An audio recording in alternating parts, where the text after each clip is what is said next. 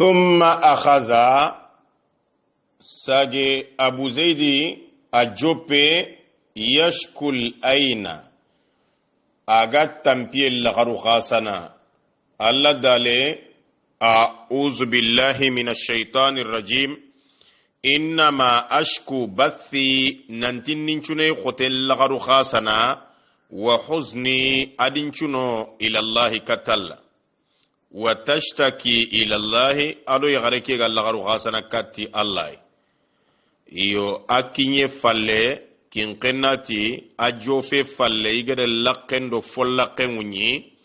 ike haris ibn hammam yande kende bari kharam mo da bu zaidi do wuron no aga yalla ngaga girnan qenne atampinte aga kanna yillenga kreni yala hala bay bo kenguro igade follakken wunyi filimu nyan thumma akhaza saga bu zaidi jope akhaza hurufu shuru inyani بدأ أخذ شرع طفق جعل كسن جوبينيا فتفق يخسفان عليهما من ورق الجنة فتفق مسحا بالسوق ثم أخذ ساغا جونغ ننجوبي يشكل أين أغا تنبيه لغرو خاصنا الأين أو ينا تنبيه همزة أسيجنت أخذن جوبي حرفين يتفق جاء شرع أيسوان بانا جونغي اندو جوبي نيان أجونغي كندغامي كونو كتا وأخذتو إيكيغا جونغي في كيف كان ينغل هالاني أنيا كمغو وأين أدانغري منا الأين فناكي كن تنبيه كي أين فيلاندي كنيا تريندي أنغير دو منا كمبكا خاني أنغير تي منا كنخنا خاني itikiya danga jinasun ishtiqaqu jinasun tamu khotu fili isuga bano tekki taki faqala abu jaidi ati danga abli'ni riqi nunqorinjin tonundinga iyo nunqorinji atonundinga tampiyenga nankatu har qorinjin ke tan nan kata tonno kende ni taliben qoren kawa awo yolli na wo girnan qenne awo laganji tufene laganji ke kawa maga quranga ka pas iyo faqad at'abani tariqi nkillendin tampindi awi tampien kono keta awi girnan qennen kono tampi khotenga nyana haran qorin jannat to na khotenyan khirsi khase do ma kono nanti sere gori duna daru sonin kara nanti khadi indi kelli keide kin qennati khadi tingandi kelli keide iti kelli ke khoteni de ati aya khadur khoto ade iti ke khoteni de awa akhoti kam sembe ide utuna tagayin kollanga awa ita khoteni batina yang kandini gori yinton talibo ngotu suwanga no ngotu duna daru liki utano ngotu nantanga na fongutu na yindi anyin kolla na tinga nyin kolla kenkena khane anan kanyi muku beni ganyana sababu na jimputu na pompe na yang kandang koren no anraga na allan tan korin yinton no mo be gan qawa kenyani faqala abu jaidi tidanga abli'ni riqi awa durgoto anni korin yinton ndiyade anni dema faqad at'abani tariqi ikillendi tampindi dalla killenga fazanantuhu ike haris ibn hammam da kharammo khore ke jigiketa mustambitan bangandindana jagandana ni lisagabi dullenda istambatan fongana ni muqe angada wanyare bangandi la alimahu allazina ganci gamisi yemunyatunu yastambitunahu kubeniga jagay bangandini na warasella na bogu yillindiga na warattigandigan mustambitan bangandindana gani lisagabi dullenda ida tunan dale fikenya kono sagabuna dullenya qur'ani allah dale aw miskinan ma miskina za masghabatin dulle dunkegen mutakasilan lampallemani lampunta furinta wanconta nafantiani lihaza sababi ke sababu danga dulle begede katu kenyande lampundi ganni talibu nya tampintone harsa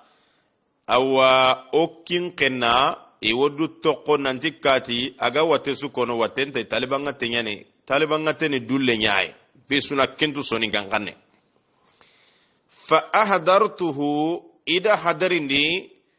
manne ide fo hadarindai ma fo kebe yuhdaru iga kem padarindini jafunan gankanne na ken hadarindi lidhaifi almufaji muku juwantenda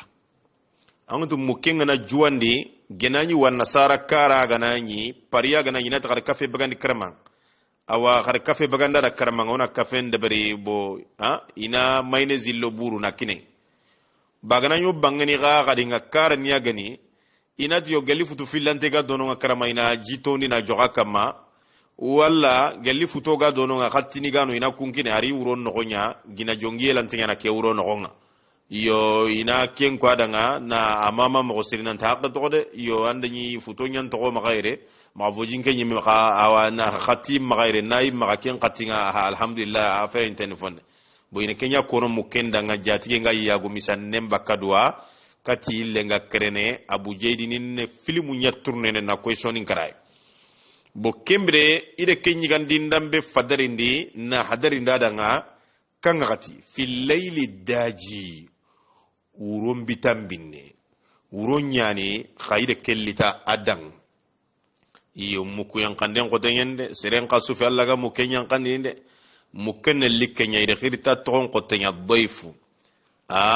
dayfu muken yani fa abaw de benchoron bara an yudayfu huma igi sembene dua muken likkiyai bawna ne sembene dua na a sembanga iyo fanqabada ke nguronogo ikere ke nyigandi juante bagandi kate idanga ma awigene karama fanqabada ada duraga inqibada almuhtashimi awa khusra ya gunte duragande sonin karala hala dulle ngarni taliben kari jatigi nyumunten kana ko de qur'an nyige kinga ana wo sallallahu nyige ndo fokitaw ay anta fokape